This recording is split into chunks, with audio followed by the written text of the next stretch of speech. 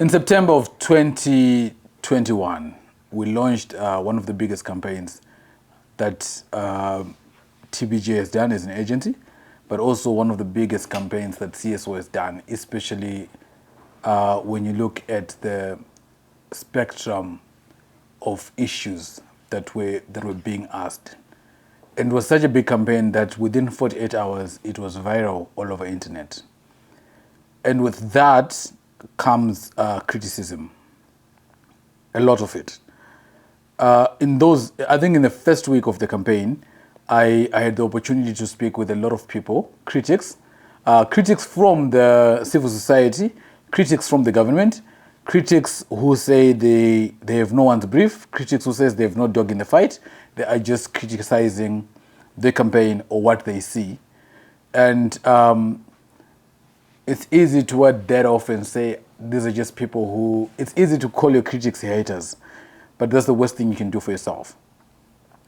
I had an opportunity to have a discussion with a respected voice in the CSO who couldn't understand, for God's sake, why we were saying, you deserve to know.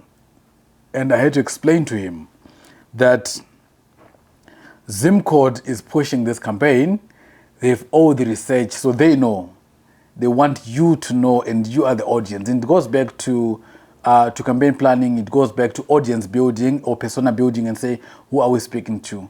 But the idea was I had to listen to what the critic was saying and understand that, and it's always something that I've said, that just assume that they want the best for you before you dismiss what critics would say about your work.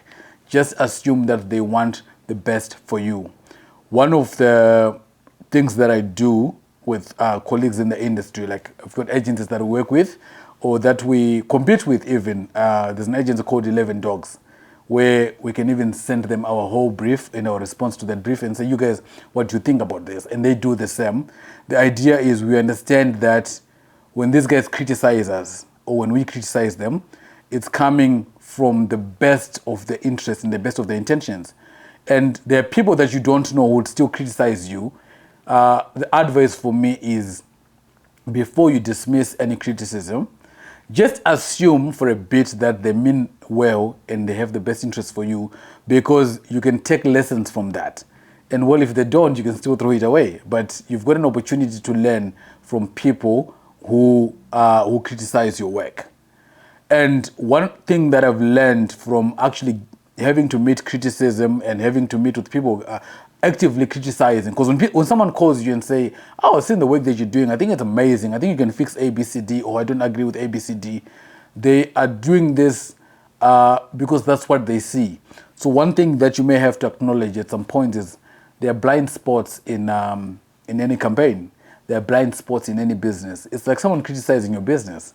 I've heard people tell me, or just we talk about business, and someone says to me, you know, I realized that the hourly rate doesn't work for an agency because there's usually work that comes and you'd have pre-built it and it's difficult to then rebuild it.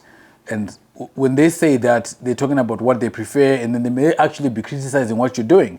So it's important to learn from them. Oh, so how do you deal with it? Because maybe I have the same problem, or maybe I'm actually dealing with that problem. And this person may be saying it to actually also share notes with you. So I've learned that when you're dealing with criticism, acknowledge that it's okay to have blind spots.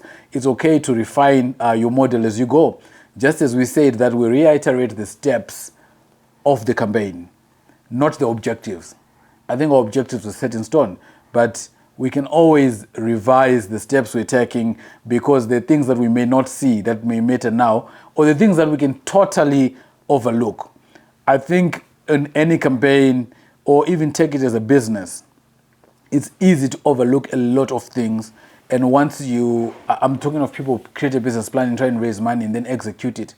You just see it when you're on the ground, when you're executing this business, that you overlook certain things. And what it means is maybe the money that you raise is too little for what you're trying to do. Maybe you have to go back to your shareholders to raise more money. I think the same should happen for campaigning, that it's possible that you're going to look a lot of things. You're going to overlook a lot of things. What's important when you come to that realization, and this realization usually you get it from critics, is how do you rectify that? that I've overlooked this. How can we fix it? I've overlooked this. How can we fix it? So for me, I actually take critics in high regard. Like, I want people to criticize the work that I do, and they're not enemies for me. You know, one of the things that I did in a week after launching the campaign is sit in a room full of people that were questioning who Janet was, if she has the mantle to stand out or to stand up to Big Brother, if where has she been all along? And this is normal for me. It's a call could say, oh, people are saying A, B, C, D about you. But for me, it was an opportunity to learn, oh, so this is what people think about you. Okay, that's important. But what do they think about the campaign? Because as we've said, that the work that we do is the voice from us as individuals. It's work that when I'm executing a campaign, I'm doing it for TBGA. And when Jay is doing all the work that she does in executing this campaign, she was doing it for Zimcode. But it was also important to learn from these critics. So ironically, months down the line, she calls me and she says she's facing this type of criticism. This is what people think. And I could actually look back from that day when I had the same people saying A, B, C, D. And then you start to think, okay, this is not about the campaign. This is a personality clash. Oh, this is a valid point for the campaign. We could use it. And then would actually then help each other to work on it and say, listen, I don't think this matters. I've heard this before. And ironically, she had also heard the same things about me from other people in the industry and say, well, you're working with this person, this is what you get, this is what you get. So it's always, it's important to take criticism seriously and to catch your critics seriously, but it's also very important to sift through the information that you hear and understand and align the information, that this information is for the best interest of the campaign, or at least for the objectives that I have. So I'm going to execute it. I'm going to use it this way. This information, hey, people will talk, hey? It's just people talking, and you can't stop them. And what I've noted, or what I've seen all over the time that I've run campaigns, is every campaign I've done was criticized from day one in the boardroom before it's launched. And most of the campaigns, luckily, were successful. I've got campaigns that we did that like fell flat on their face, and people would say, but I told you so. So in you can't avoid I told you so, but what you can do is take the information, sift it, see what helps you, and work with it. And critics are just people. It's not everyone who likes what you're doing. It's not everyone who likes you, and no one has got an objective, an obligation to like you anyway.